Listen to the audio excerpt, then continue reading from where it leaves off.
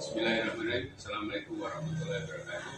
Rekan-rekan guru, terutama guru SMA seluruh Indonesia, saya mau melakukan suatu pembelajaran ekonomi kelas 10 untuk kurikulum merdeka. Ya, tapi karena saya itu guru matematika dan ada guru ekonominya bertugas di SMA 4 Bantaeng, dan ada juga penggantinya kemudian ikut pelatihan PPD, maka saya sebagai guru matematika yang berdedikasi untuk supaya anak-anak tetap belajar, makanya saya belajar menggunakan Toshiba Android TV untuk belajar ekonomi kelas 10. Dengan sebelumnya saya persiapkan Android TV-nya seperti berikut.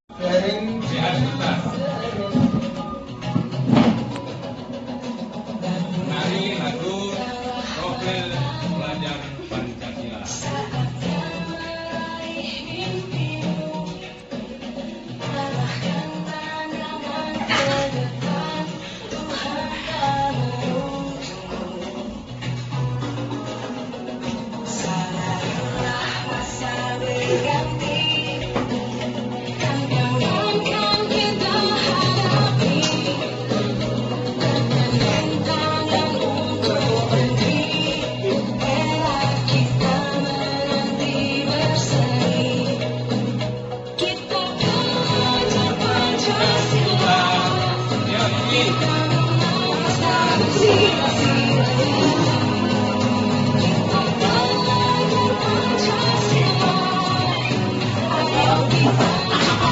Sesudah kita tadi rehat sebentar menyanyi bersama lagu profil pelajar Pancasila, kita sekarang belajar ekonomi, ya, sistem ekonomi di beberapa negara.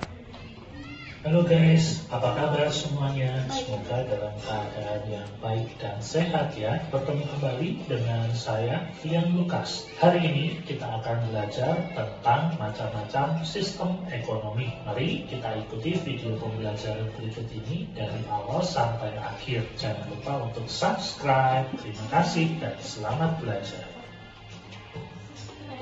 Sistem ekonomi adalah perpaduan dari aturan-aturan atau cara-cara yang merupakan satu kesatuan dan digunakan untuk mencapai tujuan dalam perekonomian. Aturan-aturan sistem perekonomian harus dapat menjawab permasalahan barang apa yang harus diproduksi, bagaimana cara memproduksi, dan untuk siapa barang tersebut diproduksi. Walaupun masalah pokok ekonomi pada dasarnya sama di setiap wilayah dan di setiap negara, namun bagaimana cara memecahkan masalah ekonomi tersebut berbeda dari satu negara ke negara lainnya. Hal ini dengan sendirinya mendorong terciptanya sistem ekonomi yang berbeda-beda di berbagai negara. Perbedaan penerapan sistem ekonomi terjadi karena perbedaan kepemilikan sumber daya maupun perbedaan sistem pemerintahan suatu negara. Secara umum dapat dikatakan bahwa negara yang menganut sistem liberal akan menganut sistem ekonomi pasar, sedangkan negara-negara sosialis cenderung menerapkan sistem ekonomi komando atau terpusat.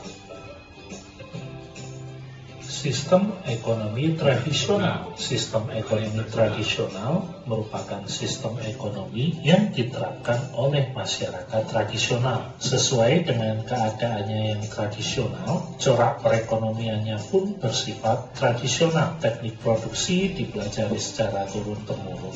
Umumnya, produksi lebih mengandalkan alam dan tenaga kerja. Hasil produksi pun terbatas hanya untuk keluarga atau untuk kelompoknya. Ciri-ciri sistem ekonomi tradisional adalah sebagai berikut. Pertama, teknik produksi dipelajari secara turun-temurun dan bersifat sederhana. Kedua, hanya sedikit menggunakan modal.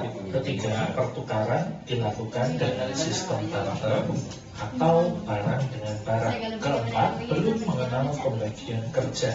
Kelima, masih terikat tradisi. Dan yang keenam, tanah merupakan tumpuan kegiatan produksi dan sumber tempat murah.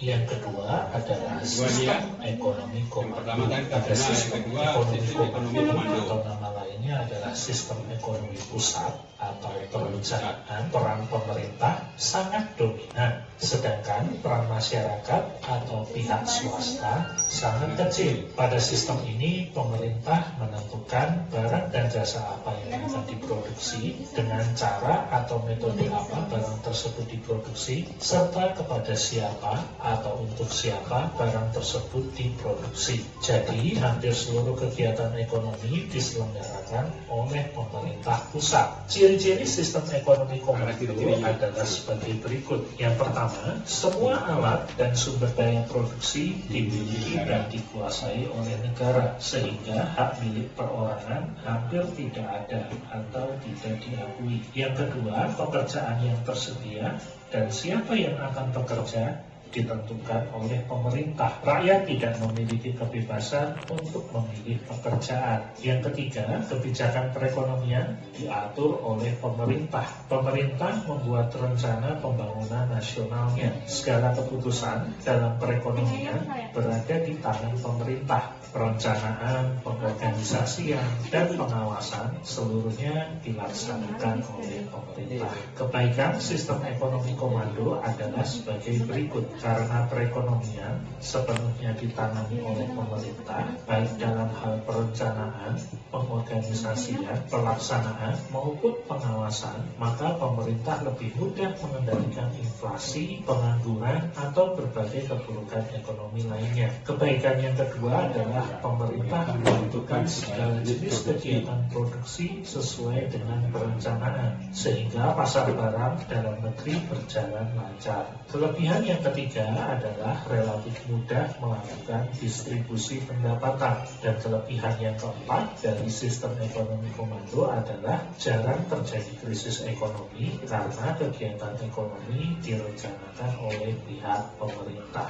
Tetapi sistem ekonomi komando juga memiliki keburukan. Keburukan dari sistem ekonomi komando adalah sebagai berikut. Yang pertama, mematikan inisiatif individu untuk maju, sebab segala kegiatan diatur oleh pemerintah pusat. Keburukan yang kedua adalah sering terjadi monopoli yang merugikan masyarakat. Dan yang ketiga, keburukan dari sistem ekonomi komando adalah masyarakat tidak memiliki kebebasan dalam memiliki sumber daya. Contoh negara yang dapat dikatakan mendekati sistem ekonomi komando adalah Kuba dan Republik Rakyat Cina. Namun perlu dicatat bahwa Republik Rakyat Cina pun saat ini sudah mulai meninggalkan sistem ekonomi komando dalam praktek ekonominya. Jenis sistem ekonomi yang ketiga adalah sistem ekonomi pasar. Sistem ekonomi pasar merupakan kebalikan dari sistem ekonomi komando. Pada sistem ekonomi pasar, kegiatan ekonomi yaitu produksi, distribusi, dan konsumsi dilakukan oleh pihak swasta. Pemerintah hanya mengawasi dan melakukan kegiatan ekonomi yang berhubungan dengan penyelenggaraan negara. Sistem ekonomi pasar sesuai dengan ajaran yang dikemukakan oleh Adam Smith dalam bukunya yang terkenal, yaitu The Wealth of Nations. Dalam bukunya, Adam Smith menganjurkan agar kegiatan ekonomi diserahkan sepenuhnya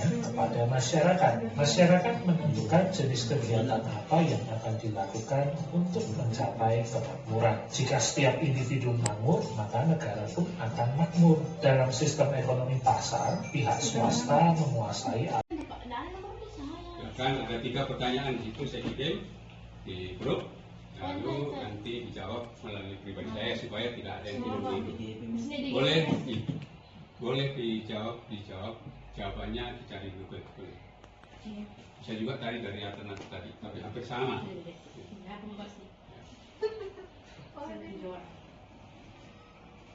Jawab. Siapa namanya di sini?